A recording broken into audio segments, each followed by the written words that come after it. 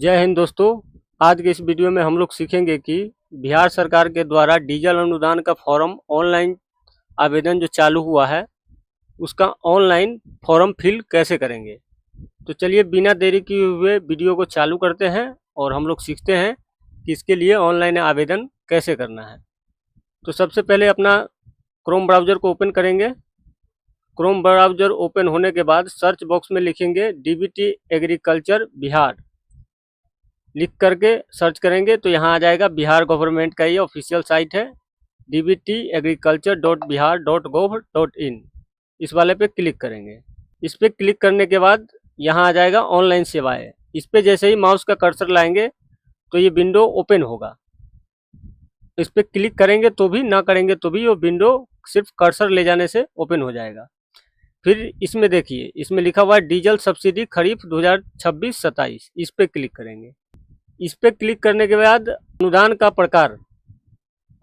प्रकार इसमें सेलेक्ट करेंगे डीजल अनुदान आवेदन।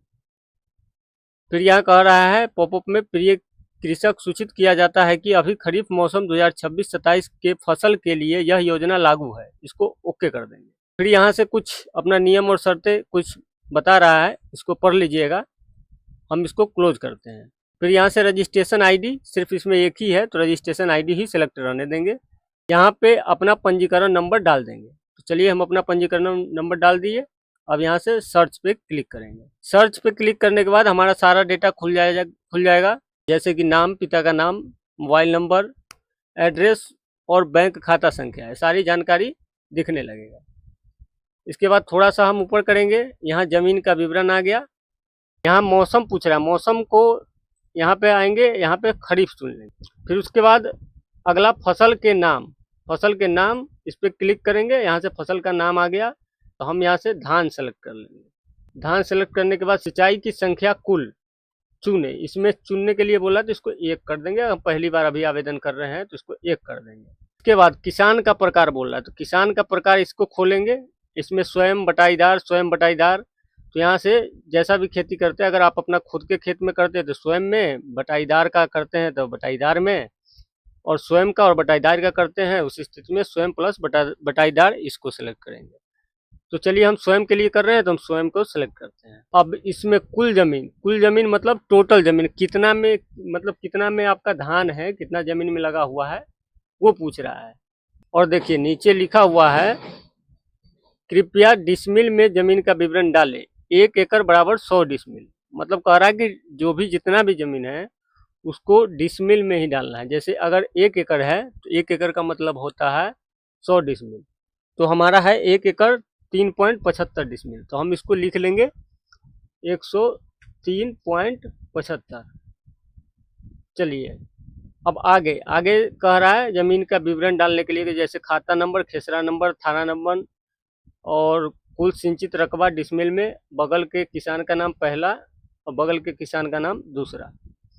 तो चलिए यहाँ से हम अपना खेत का जो रसीद है, रसीद के अनुसार हम यहाँ पे विवरण डालेंगे।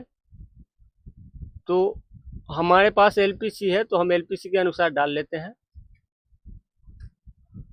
तो ये डालने के बाद अगर और भी रसीद है उसका भी विवरण डालना है तो ऐड न्यू रो पे क्लिक करके फिर आप दूसरे जमीन का विवरण डाल सकते हैं। चलिए हमारे पास एक ही है तो हम एक ही डाल के यहाँ पे नेक्स्ट करते हैं। नेक्स्ट आ गया डीजल क्रय का विवरण एवं अनिवार्य दस्तावेज। अब यहाँ पे डीजल का जो रसीद है, कितना का डीजल लिया, कितने रुपए का हुआ, कितना लीटर था, रसीद का संख्या और कितने तारीख को डीजल खरीदा, उसके बारे में आप पूछ रहा है। नीचे लिखा हुआ भी है डीजल रसीद कंप्यूटराइज, रसीद पर पंजीकरण संख्या के अंतिम 10 अंक, रसीद पर किसान का हस्ताक्षर या अंगूठा का निशान के बिना रसीद मान्य नहीं होगा। रसीद ऑनलाइन आवेदन प्रारंभ तिथि से 30/10/2026 तक ही मान्य होगा। तो 17 तारीख से आवेदन चालू हुआ है और 30 तारीख तक चलेगा। इसी के बीच का किसी भी दिन का जमीन का रसीद ही अपलोड होगा, मतलब मान्य है। क्रय की गई डीजल लीटर में, तो लीटर में हम जितना खरीदे हैं उतना डाल देंगे यहाँ। क्रय की गई डीजल का मूल्य कितना रुपया का था और रसीद पे से देख के यहाँ डाल लेंगे। इसके बाद यहाँ रसीद का संख्या पूछा, मतलब रसीद का नंबर, तो रसीद का नंबर यहाँ डाल देंगे। यहाँ पे डेट डेट पूछ रहा है कि कब जमीन का जो ये डीजल लिया था, तो ये डीजल कब खरीदा था, तो कब खरीदा था उसका डेट यहाँ डाल देंगे। उसके बाद यहाँ कहा रहा है पेट्रोल पंप का नाम, तो यहाँ पेट्रोल पंप का नाम लिख देंगे। तो चलिए यहाँ पे पेट्रोल पंप का नाम लिख लेते हैं। फिर यहाँ पे कह रहा है प्रखंड का नाम, तो प्रखंड का नाम यहाँ लिख देंगे। मतलब पेट्रोल पंप किस प्रखंड में है उसका नाम लिखना है, ये नहीं कि आपका एड्रेस का प्रखंड है उसका नाम लिखना है। आप जिस पेट्रोल पंप से डीजल लाए हैं, जिस पेट्रोल पंप का रसीद है आपके पास, वो पेट्रोल पंप किस प्रखंड में पड़ता है उसका प्रखंड का नाम लिखना है यहाँ। उसके बाद यहाँ कुल अनुमोदित राशि, मतलब कितना अनुदान मिलेगा, कितना पैसा आएगा, उसका अनुमानित राशि यहाँ दिखा रहा है। तो चलिए किसान का शपथ पत्र, यहाँ से इसको एग्री करेंगे, मतलब इसमें टिक करेंगे। उसके बाद ओटीपी के लिए गेट ओटीपी पे क्लिक करेंगे। क्लिक करने के बाद नीचे आएंगे, हमारे मोबाइल पे ओटीपी आ गया। उस जिस मोबाइल नंबर पे ओटीपी गया है उस मोबाइल का आखिरी का 4 अक्षर भी नीचे दिखा रहा है, यहाँ पे देखिए। और ये मोबाइल नंबर कौन सा है, तो जो रजिस्ट्रेशन के समय आपने दिया था वही मोबाइल नंबर है जिस पे ओटीपी गया है। तो चलिए हम अपना ओटीपी फिल करते हैं और वैलिडेट एंड अप्लाई पे क्लिक करते हैं। फिर उसके बाद यहाँ से सारा डिटेल को हम पढ़ लेंगे। पढ़ने के बाद फिर से यहाँ सदस्य का संबंध, तो यहाँ सदस्य का संबंध सिलेक्ट कर लेते हैं।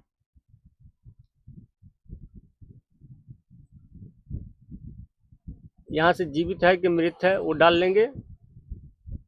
उस सदस्य का फिर आधार नंबर पूछेगा, यहाँ आधार नंबर डाल लेंगे।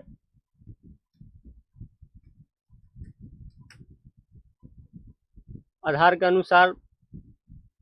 अनुसार नाम पूछ रहा है, तो यहाँ नाम डाल देंगे।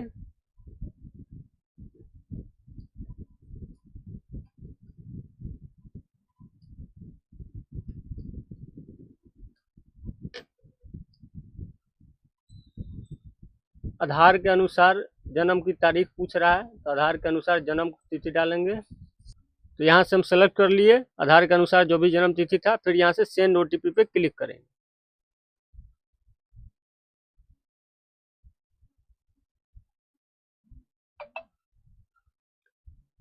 सेंड ओटीपी पे क्लिक करने के बाद इस मतलब हमारे जो सदस्य का आधार एंटर किया है उस आधार कार्ड में जो मोबाइल नंबर होगा उस पर एक ओटीपी भेज दिया। ओटीपी को यहाँ फिल करेंगे। ओटीपी हमारे पास आ चुका है, हम यहाँ अपना ओटीपी डाल लेते हैं। फिर यहाँ पे वेरीफाई पे क्लिक करेंगे। वेरीफाई पे क्लिक करने के बाद यहाँ लिख दिया सक्सेस, और यहाँ लिखा हुआ है आधार ओटीपी सक्सेस होने के पश्चात कृपया सेव करें। सेव करने के लिए कह रहा है, तो यहाँ पे सेव मेंबर पे क्लिक कर देंगे। क्लिक करने के बाद देखिए मेंबर सेव हो गया, यहाँ आ गया। अगर हटाना चाहते हैं तो रिमूव पे क्लिक करेंगे, हट जाएगा। फिर दूसरा किसी परिवार का विवरण देना चाहते हैं यहाँ, तो दूसरा डाल के फिर वैसे ही सेम करेंगे, ओटीपी डाल के सेव मेंबर पे करेंगे तो सेव हो जाएगा। तो हमारी स्थिति में इन्हीं का रखना है, तो हम इसको सेव रहने देते हैं। तो यहाँ पे कह रहा है दस्तावेज डीजल पावती रसीद, मतलब डीजल का रसीद जो कि जेपीईजी या जेपीजी फॉर्मेट में होना चाहिए, मतलब फोटो फाइल के फॉर्मेट में होना चाहिए। लेकिन ध्यान रहे फोटो फाइल भी कई प्रकार का होता है, इसलिए जेपीजी या जेपीजी 2 फॉर्मेट ही अलाउ है। तो यहाँ पे जेपीजी या जेपीजे में स्कैन करके रखेंगे। तो चलिए यहाँ से चूज फाइल पे क्लिक करके अपलोड करते हैं।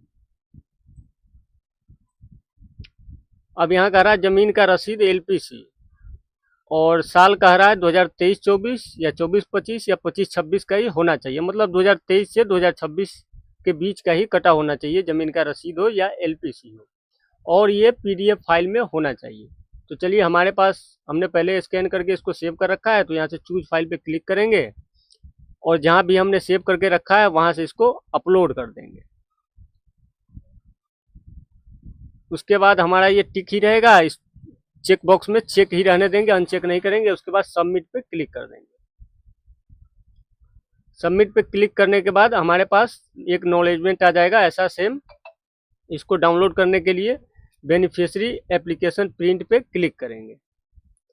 यहाँ पे क्लिक करने के बाद ऊपर ही आ गया प्रिंट, इस सारे चीज को पढ़ लेंगे और यहाँ ऊपर प्रिंट पे क्लिक करेंगे। क्लिक करने के बाद यहाँ से अपना प्रिंटर को हटाएंगे, सेव एज PDF पे क्लिक करेंगे, मोड सेटिंग पे आएंगे, यहाँ से नन को डिफ़ॉल्ट पे क्लिक करेंगे। अगर पहले से डिफ़ॉल्ट नहीं है, नन है तो, नहीं तो इसको करने की आपको छेड़छाड़ करने की कोई ज़रूरत नहीं है। आप स्क्रीनशॉट भी ले सकते हैं। तो चलिए हम सेव ही कर लेते हैं, तो सेव करके हम रख लेते हैं। सेव पे क्लिक करेंगे, हमारे पास सेव हो जाएगा। यहाँ पे पूछ रहा है कहाँ सेव करना है, तो हमारा डेस्कटॉप पहले से सेलेक्ट है, फाइल का नाम ये सेम ही रहने देंगे, सेव पे क्लिक करेंगे, ये सेव हो गया। आपको अगर मोबाइल से आप कर रहे हैं तो यहाँ जो ये है इसको स्क्रीनशॉट करके रख लीजिए। ये जो नंबर दिखाई दे रहा है दोनों, इस दोनों नंबर को सेव करके रखना है। इसको जूम करके भी आप स्क्रीनशॉट ले सकते हैं। चलिए, तो हमारा आवेदन हो गया फाइनल। अगर आप लोगों को ये वीडियो अच्छा लगा हो तो कृपया चैनल को सब्सक्राइब करें, वीडियो को लाइक करें, एक अच्छा सा कमेंट करें। जय हिंद। आज के लिए इतना ही।